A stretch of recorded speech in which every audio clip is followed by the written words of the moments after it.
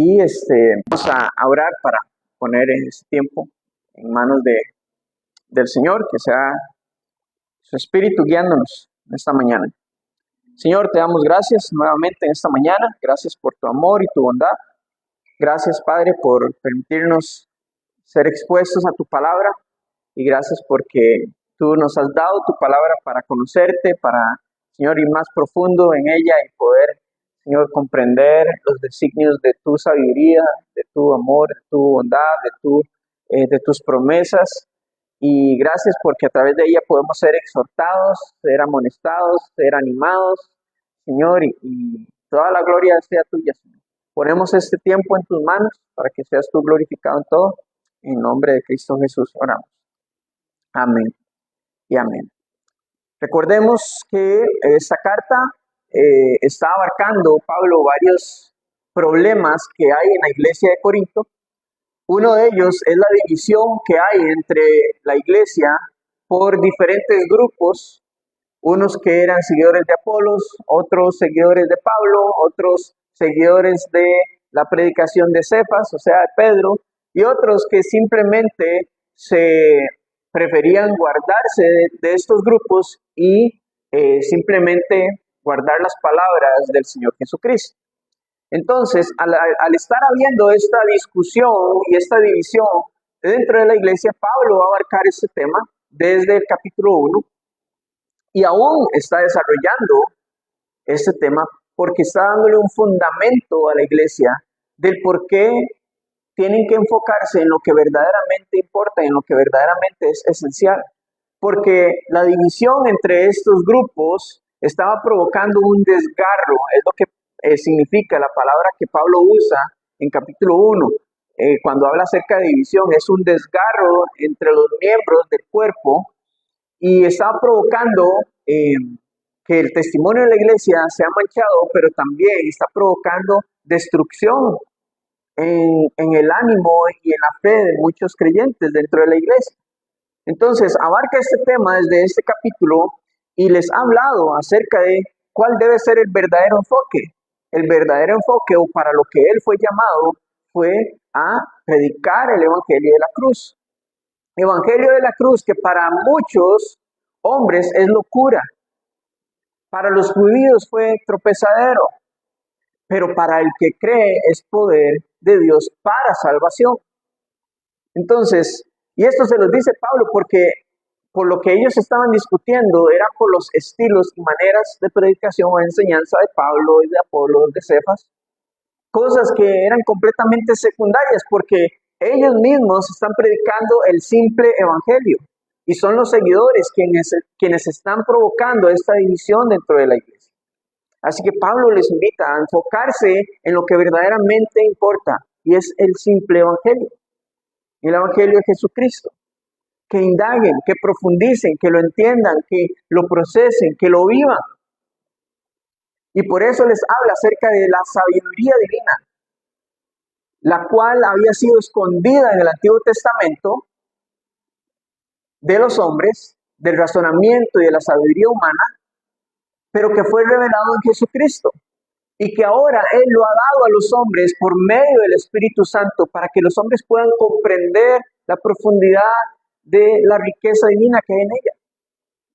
Y esta sabiduría divina a la cual Pablo hace referencia es a la salvación, no solamente de los judíos, sino que también una invitación de salvación para todos los no judíos. Y esto nos involucra a usted y a mí el día de hoy. Esta sabiduría había sido oculta del razonamiento humano, pero ha sido revelada en Jesucristo y es dado ahora a los hombres, a todos aquellos que ponen su fe en Jesús, dado a través del Espíritu Santo, porque es quien viene a morar en nuestros corazones. Y en esta misma línea, Pablo anteriormente ha expuesto entonces 3 perfiles de personas que podemos ver o podemos identificar en este mundo. Una de ellas es el hombre natural, el cual nos habla en capítulo 2 que no puede percibir las cosas espirituales porque no tiene al Espíritu Santo en él, porque no tiene su fe puesta en Jesús. Puede caminar bajo la tradición religiosa, puede ir a la iglesia, pero si no ha entregado su vida a Cristo, no tiene el Espíritu Santo en él. Por lo tanto, no puede percibir ni discernir los designios de la bondad de Dios que Él ha dado en su palabra. Entonces, este es uno de los perfiles de hombres, perfiles de personas que podemos observar. Otro que Pablo habla al principio del capítulo 2 es acerca de los cristianos que son maduros en la fe. Aquellos que comprenden que tienen que ahondar, excavar, para encontrar el tesoro de la sabiduría de Dios en medio de su palabra. O sea, que indagan la palabra de Dios, que la escudriñan, que se alimentan de ella. Y esto entonces el Espíritu Santo lo usa para hacerlos crecer y madurar en el entendimiento y el conocimiento de la sabiduría de Dios. Entonces, luego de esto, Pablo ahora en el capítulo 3, la semana anterior lo vimos, nos habla acerca de los cristianos carnales, aquellos cristianos inmaduros en la fe. Pero no estamos hablando solamente del nuevo creyente, porque es obvio que el nuevo creyente necesita crecer en la fe. Viene apenas entrando y conociendo acerca del Evangelio de Jesús. Cuando Pablo habla acerca de estos cristianos inmaduros que son como niños, está refiriéndose a todos aquellos en la iglesia que han preferido permanecer en la superficie de su vida cristiana, que llevan tiempo en la iglesia, pero que no han crecido porque han decidido quedarse en ese stand-by ahí, estancados, en donde ni crecen espiritualmente, ni se meten de lleno con el Señor, ni completamente se van nuevamente o dan pasos hacia atrás, hacia fuera de la iglesia. O sea, no han tomado una decisión concreta de dar su vida completamente al Señor. No escudriñan la palabra, no buscan crecer en el Espíritu. Y por lo tanto, Pablo les llama la atención, los exhorta y los confronta respecto a esto, diciéndoles, bueno, ustedes son carnales porque están buscando cómo dividir la iglesia y cómo discutir entre ustedes a ver quién tiene la razón por cosas completamente secundarias.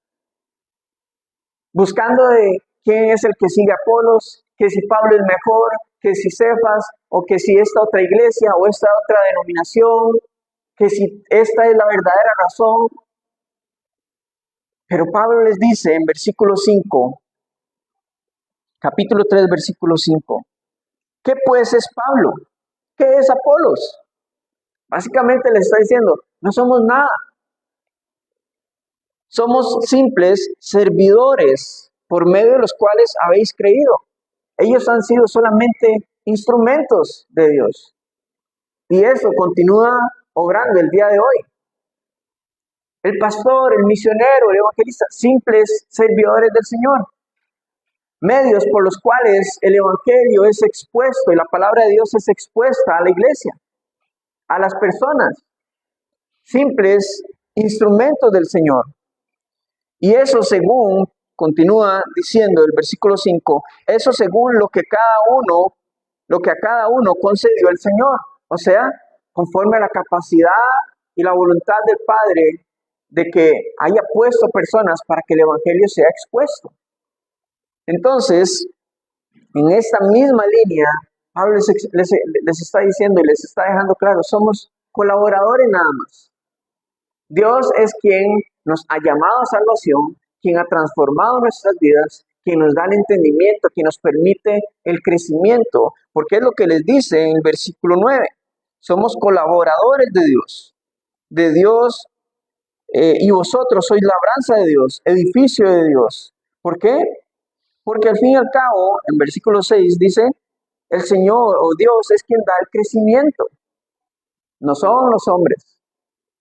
Bueno, ahorita vamos a ver las maneras en las que pueden construir los hombres la iglesia.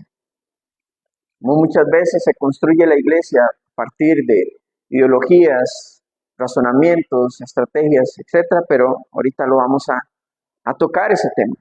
El punto acá es que Pablo está dejando claro que ni él ni Apolo son algo.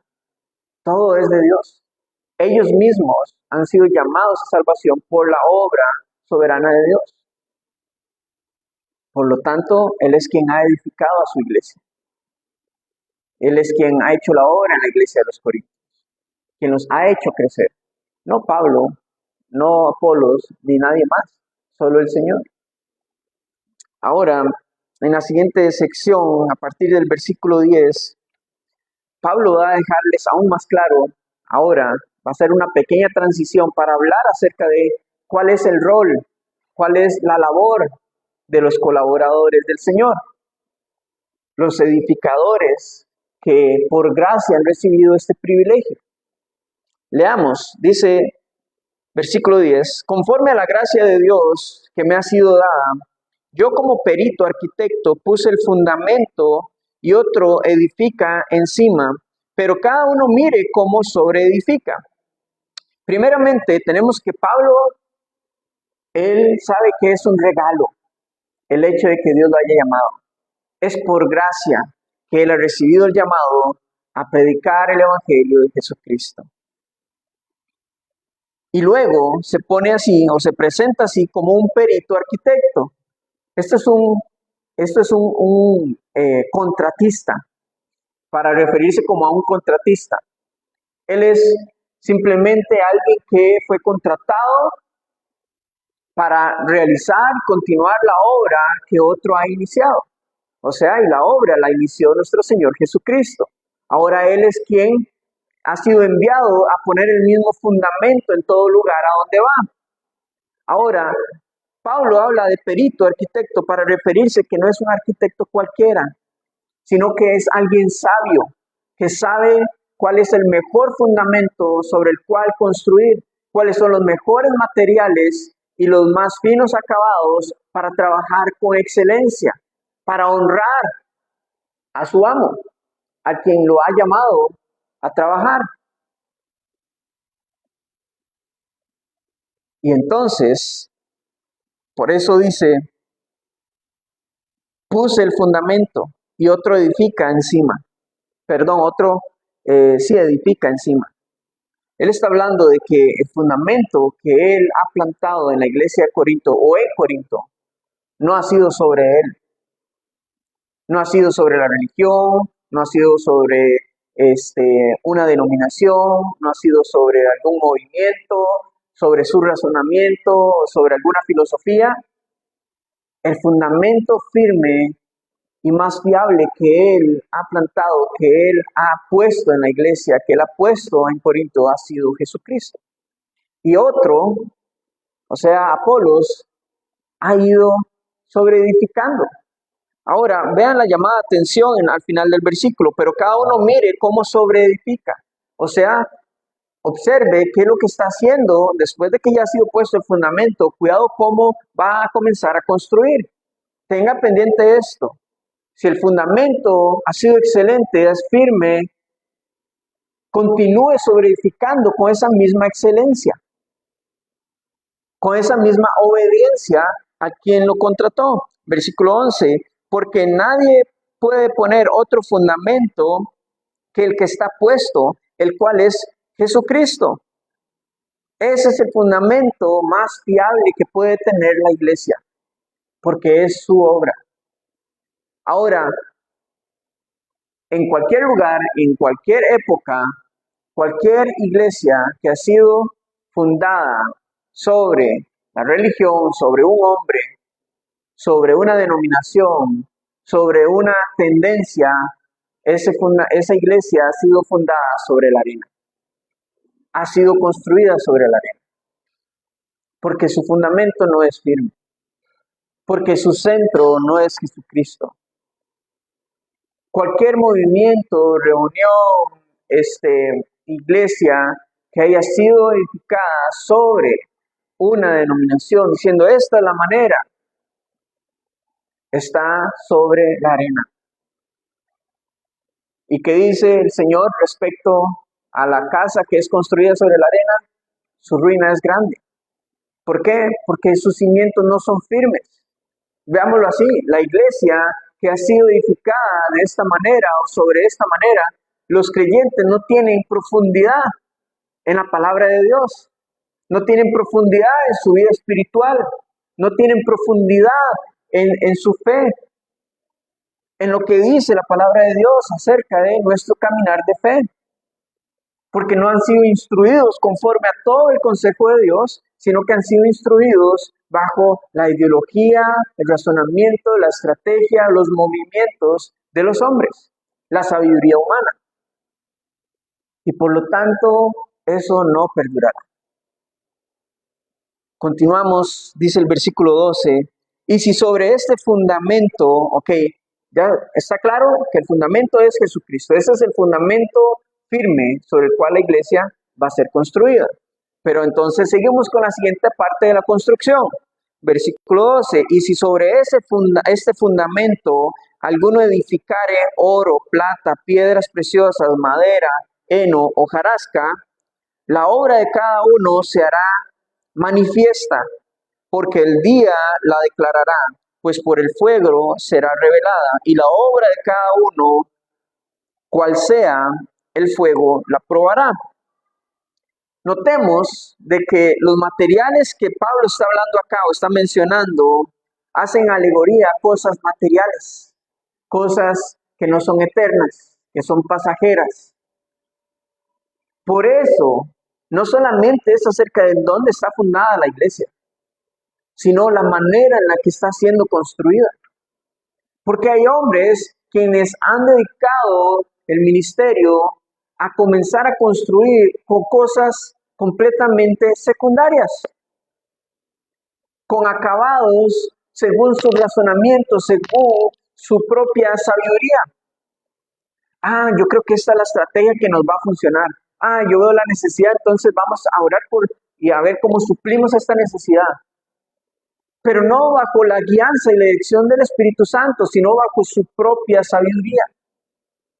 No siguiendo los planos y toda la dirección y el manual que el Padre nos ha dado, sino que está tomando el control en sí mismo. Y pueda que algunos hayan comenzado por el Espíritu. O sea, hayan comenzado edificando de una buena manera, pero con el tiempo comienzan a desviarse hacia otras cosas, hacia vanos razonamientos, vanas estrategias, las cuales el Señor no está guiando, sino que lo hacen, vamos a ver más adelante, por necesidad de ver cómo poder sostener la edificación que ellos mismos han ido construyendo dentro de sus razonamientos. Y es ahí en donde está el problema. Ahora, no dice que no vaya a suceder, sí va a suceder, por eso Pablo lo dice, si algún otro sobre este fundamento edificaré con oro, plata, piedras preciosas, madera, heno, hojarasca, y póngale usted, sígale la lista, denominaciones, ideologías, posturas, razonamiento humano, sabiduría de los hombres, psicología, discursos motivacionales, etcétera. Si alguno edificara de esa manera, la obra de cada uno será manifiesta. Y cuando habla acerca de manifiesta es porque son cosas que probablemente han nacido dentro de la oscuridad, dentro del secreto. Pero todo esto saldrá a la luz en algún momento, sea en este tiempo, durante nuestro tiempo en esta tierra, o en el día en que estemos delante del Señor. Y esta sección va dirigida específicamente al liderazgo de la iglesia. Pastores, misioneros, evangelistas, maestros, plantadores de iglesias. Va dirigido a los que tienen más responsabilidad dentro del cuerpo de Cristo. Porque serán llamados o seremos llamados a cuentas respecto a la manera en la que estamos construyendo la iglesia de nuestro Señor Jesucristo. ¿Qué materiales estamos usando? ¿Bajo qué guianza estamos trabajando? Porque dice que será manifiesta, el día la declarará, pues por el fuego será revelada. En otras ocasiones, cuando habla acerca del fuego, es para hablar acerca del oro, cómo es purificado, la vida del creyente, etc. Bueno, en esta ocasión, el fuego es para probar si verdaderamente la manera en la que se construyó la iglesia, la manera en la que este pastor o este líder edificó la iglesia del Señor, verdaderamente lo hizo en obediencia a su guianza o lo hizo bajo su propia sabiduría.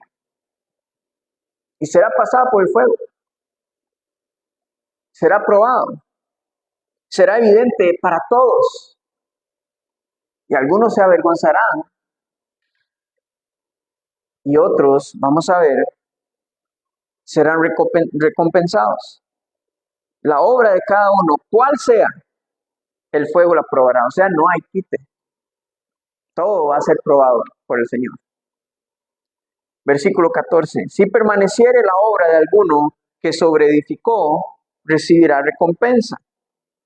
Versículo 15. Si la obra de alguno se quemare, él sufrirá pérdida, si bien él mismo será salvo, aunque así como por fuego. Entonces, tenemos dos maneras de sobreedificar. Bajo la obediencia de la palabra del Señor, dirección del Señor, conforme a lo que dice su escritura, o aquellos que edifican conforme a su propia sabiduría, a lo que ven, de su manera, usando una mezcla de, ¿cómo se llama?, de materiales, no usando la materia prima que el Señor nos ha dado, que es su palabra, sino que buscan mezclarlo con sabiduría humana, cosas de este mundo, adaptándolo a nuestra generación, etcétera. Pero el Señor nos habla de que tenemos que mantenernos con la materia prima, que es su palabra. Entonces todo será probado. Alguna va a permanecer, la que ha sido construida en obediencia, y ese recibirá recompensa. Pero aquel que ha construido con materiales, con esta mezcla de materiales, sufrirá pérdida. Y cuando habla acerca de si bien él mismo será salvo, es porque no perderá su salvación, y eso sí, no va a recibir recompensa. Ahora, cuando habla acerca de esta llamada de atención, de esta advertencia, de esta exhortación, es de que el día en que la iglesia sea llamada a compadecer delante de Cristo, no estamos hablando delante del tribunal de Dios, sino que estamos hablando de la iglesia misma, que ya ha sido justificada, pero viene delante del Señor, y esto no solamente los líderes de la iglesia darán cuentas delante de Cristo, sino que cada creyente, y Él recompensará a cada uno, sea cual sea la obra. Todo lo que hayamos hecho en esta tierra, el Señor nos llamará a cuentas, y conforme a eso, entonces nos recompensará. Y eso es lo que tenemos que tener en cuenta. Pablo está exhortando a la iglesia para que tome en cuenta todo esto antes de tomar las decisiones, de ver por qué van a discutir y por qué van a pelear, antes de que busquen cómo discutir acerca de quién es más, menos, mejor o peor que otros. Tome en cuenta eso antes de abrir su boca, antes de pensar mal o bien de algún ministro que el Señor ha puesto en su iglesia. Tengamos cuidado, tengamos cuidado. Para ilustrarlo de una manera más amplia, hay maneras en las que a lo largo del tiempo los creyentes o aquellos líderes que el Señor ha puesto sobre la iglesia han construido. Vamos a hablar de 3 de ellas específicamente. Una de esas es, o la manera en la que han hecho iglesia, es el sensacionalismo. Como lo dice la palabra, basado en sensaciones. El sensacionalismo establece la fe de la iglesia basado en el emocionalismo. Emocionalismo de las obras del Espíritu. Entonces se enfocan completamente en todo lo que es espiritual y en lo que vi, en lo que soñé, en lo que escuché, pero no vienen a la palabra de Dios para sopesarlo, sino que se guían solamente por ideas, por panoramas, porque lo que soñé, lo que me mostró el Señor, etcétera. Dios me habló esta mañana acerca de... Sí, el Señor nos puede hablar, pero ya nos habla acerca a través de su palabra, no hay nuevas revelaciones. Y el sensacionalismo construye la iglesia en torno a esto, a la parte emotiva de la gente. Sanidades, eventos masivos, espectáculos musicales, nuevas revelaciones, y todo esto, ¿sabe? Tiene efectos positivos para ellos. La iglesia crece porque la sociedad, la comunidad se ve atraída por esto que promueve sus emociones, y más en nuestra cultura latina, que somos muy emocionalistas. Pero esto ha causado un daño en la fe del creyente, y en la iglesia en realidad. Porque la parte negativa es que entonces quienes han construido conforme a esta línea tienen que buscar cómo sostener el estándar emocional de la iglesia. Cómo buscar sostener esta emotividad, porque en el momento que ese emocionalismo comienza a bajar, entonces comienza a perder credibilidad. Las personas dejan de ir a la iglesia. ¿Por qué? Porque sí, el fundamento es Cristo, pero han sido enseñados e instruidos tanto en que sus emociones es por lo que tienen que dejarse guiar. Es que yo sentí que es por aquí, yo sentí esto y lo otro, pero no los enseñan a ir a la palabra de Dios, a ser instruidos en la palabra de Dios y a permanecer y a tener una relación personal con el Señor y desarrollar su madurez espiritual. Entonces, esa es una de las contras. Y con el tiempo, lastimosamente, la palabra de Dios comienza a ser manipulada, a ser usada y no enseñada correctamente. Pudieron haber comenzado bien, pero con el tiempo comienzan a disvariar respecto a la enseñanza del Señor. ¿Y qué pasa con el creyente? Se convierten en creyentes como las olas del mar, que vienen y van, que su sí no es sí y su no no es no, sino que se mantienen dependiendo de lo que sienten y de sus emociones. Otra manera de construir es a base de necesidades o estrategias. Hemos tenido la experiencia de ver cómo organizaciones e iglesias hacen un análisis geográfico de la zona en donde están y en torno a eso usan las necesidades de la comunidad como un medio para atraer personas a la iglesia. Y eso lo hemos visto, lo hemos experimentado. Que cuando entonces ya no está la persona que les daba para sus necesidades, ya entonces dejan de ir a la iglesia. Como ya no hay transporte, entonces ya no voy. Como ya no están dando diarios de comida, entonces no, ya no voy. Porque hay comunidades así. Y hay personas que se basan en ver cuál es la necesidad de la comunidad para traer un crecimiento a la iglesia. Buscan métodos para ver cómo crece la iglesia, cómo solucionarle los problemas a las comunidades, con tal de atraerlos hacia la iglesia. Pero esta manera es insostenible, porque a veces hay agotamiento dentro de los miembros de la iglesia, hay agotamiento en las finanzas de la iglesia, ya sea a mediano o largo plazo, o de los contribuyentes, o de las donaciones, etc. ¿Qué pasa si cortan la donación de un pronto a otro? El Señor lo puede hacer. Entonces, ¿en qué va a continuar construyendo la iglesia? ¿Bajo qué fundamento? Entonces, esos son los pros y los contras de estas maneras de construir. Y lastimosamente hemos visto cómo esto ha manchado el testimonio de la iglesia. Ha manchado el testimonio de la iglesia, el mal uso de la palabra de Dios, y esto ha dañado también la fe de los creyentes. Los ha dañado porque no están construyendo bajo el fundamento firme de la palabra de Dios. Una tercera manera en la que se puede construir la iglesia es con la enseñanza sistemática de la palabra de Dios. Es tomando la palabra de Dios, todos los 66 libros, y enseñarlos No nada más predicarlos, sino enseñarlos, libro por libro, capítulo por capítulo, versículo por versículo, porque no hay pérdida, porque ahí están las perlas de la palabra, en la palabra de Dios, no solo en las promesas y en las cosas bonitas y en los temas bonitos, no, sino en temas incómodos, porque ella nos enseña. Y es donde vemos que las mismas situaciones inmorales y de pecado y de situaciones que se vivían en la antigüedad se pueden aplicar también para hoy, las soluciones, y que todo está en la palabra de Dios. El pueblo de Israel, ¿cómo enseña a sus hijos?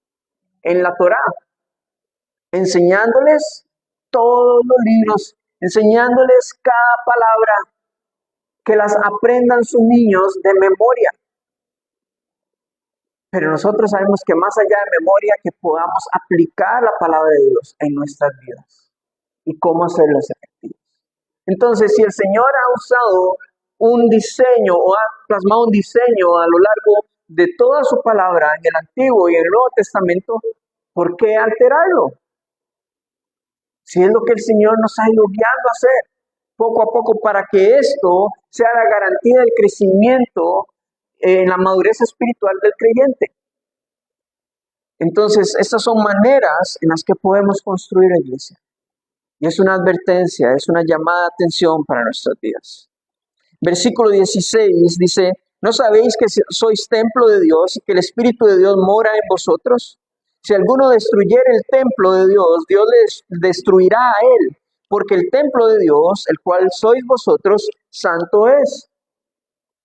Pablo está hablando de que esta es la manera de construir la iglesia, porque la iglesia es la casa espiritual de nuestro Dios. Sí, cada uno de nosotros somos templo del Espíritu, pero en manera corporal, la iglesia en general es la casa espiritual de Dios. Él la ha santificado por medio de su Hijo Jesucristo. Y la advertencia es para todo aquel que quiera venir a traer división a la iglesia, que quiera traer destrucción a la iglesia, que quiera manchar a la novia de nuestro Señor Jesucristo, con falsas doctrinas, con falsas enseñanzas, trayendo mezcla de estos materiales dentro de la iglesia, porque, ¿saben? Dios se lo va a tomar muy personal. Y quien lo escribe con propiedad. Porque ¿qué fue lo que el Señor le dijo a Pablo? Camino a Damasco, ¿por qué me persigues? Cuando Pablo estaba persiguiendo a la iglesia y consintiendo la muerte de los cristianos. Porque él lo toma personal.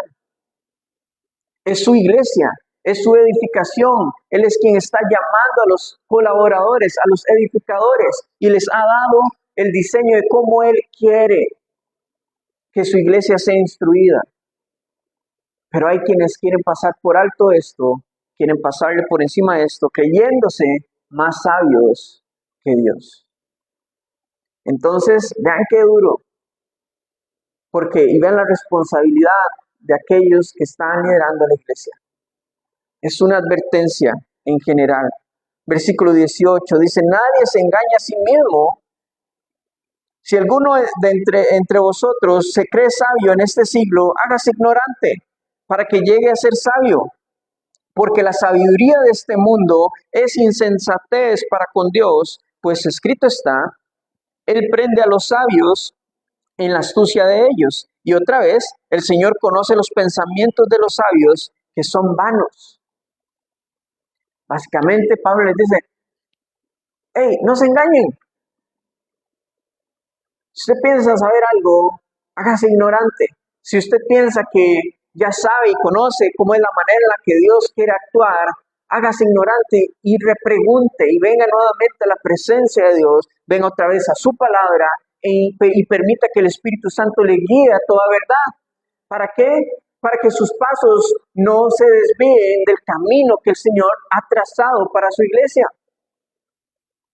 Y si el día de hoy hay pastores, hay iglesias que se han ido desviando de la esencia que es Cristo, de la esencia que es la palabra de Dios, gracias a Dios por la gracia y la misericordia, porque hoy pueden nuevamente ser redireccionados y tomar el camino correcto. No estamos hablando de denominaciones, no estamos hablando de movimientos, estamos hablando de la palabra de Dios que debe ser nuestro centro, tanto como iglesias como cristianos, como creyentes individuales.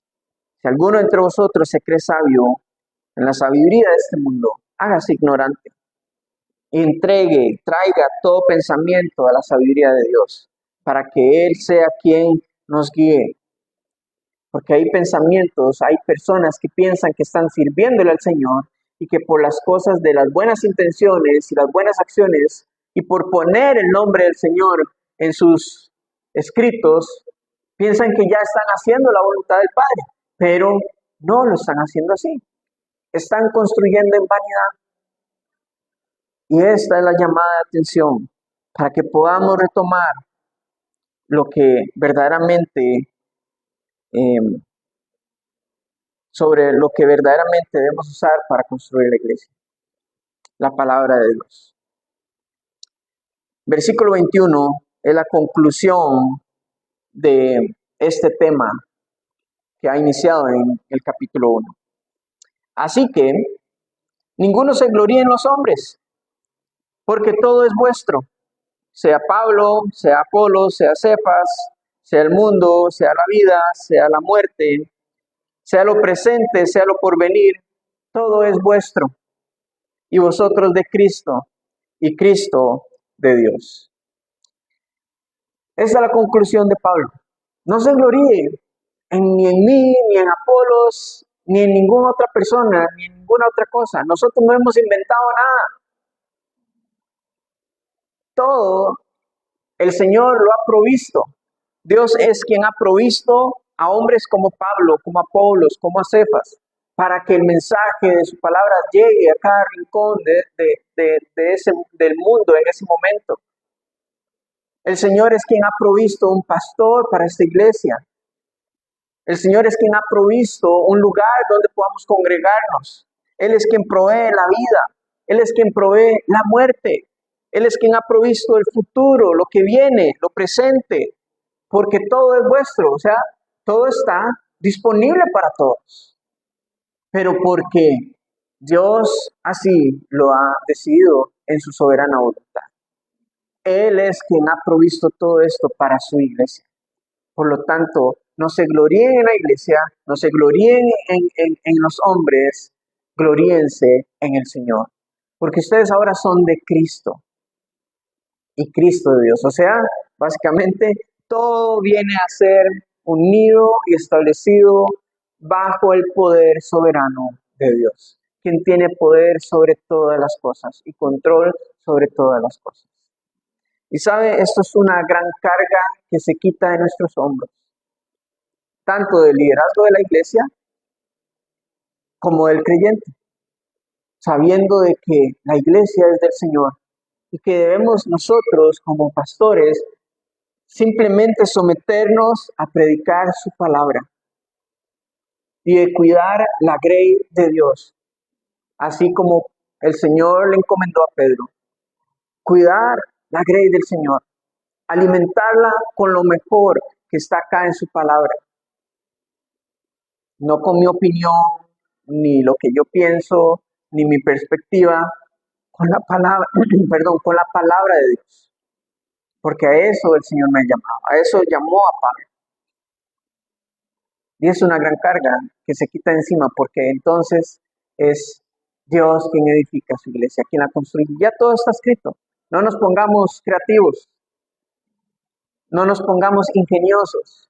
El Señor ha provisto todo lo que necesitamos para que la iglesia del Señor sea construida conforme a su voluntad. Y gloria a Dios, enfoquémonos entonces en lo que verdaderamente importa, no en las cosas secundarias, sino en lo que verdaderamente nos hace crecer como creyentes. En la palabra de Dios está escrito cómo debe de vivir el creyente, cómo desarrollarnos espiritualmente, cómo responder ante diferentes situaciones.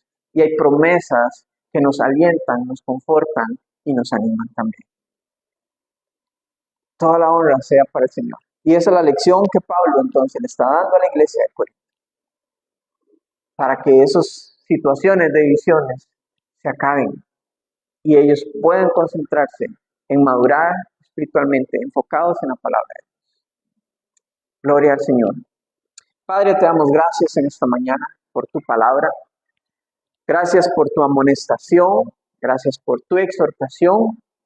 Gracias porque esto no es ajeno a nuestro tiempo, sino que comprendemos cómo tú has tratado, Señor, en el pasado a la iglesia del primer siglo, y que eso es testimonio para nosotros hoy, para continuar caminando bajo tus preceptos y bajo los mandamientos que tú nos has enseñado en tu palabra, y que esto no cambia, Señor. Tú no cambias de estrategia ni de opinión, Señor. Tú no cambias tu plan. Por eso lo has plasmado, Señor, en tu palabra, y por eso nos lo transmite, Señor, para que continuemos caminando bajo tus preceptos. Y gracias, Señor, por ese salmo hermoso que nos dice que la palabra de Dios es lumbrera a nuestro camino. Que tu palabra es lámpara a nuestros pies, Señor. Porque tu palabra es la que nos va guiando y va iluminando el camino sobre el cual vamos caminando y vamos construyendo tu iglesia, Padre. No hay pérdida. Todo nos lo has dejado acá en tu escritura, Señor. Anímanos y guíanos a permanecer firmes y fieles a ella, Señor. Y si en alguna cosa nos hemos desviado en algo, Señor, por favor, alíñanos, amonéstanos, Señor, y atráenos a ti, Señor, para continuar por la senda antigua, Señor, que tú ya has marcado. Toda la honra, Señor, y gloria sea tuya. En el nombre de Cristo Jesús oramos. Amén y amén.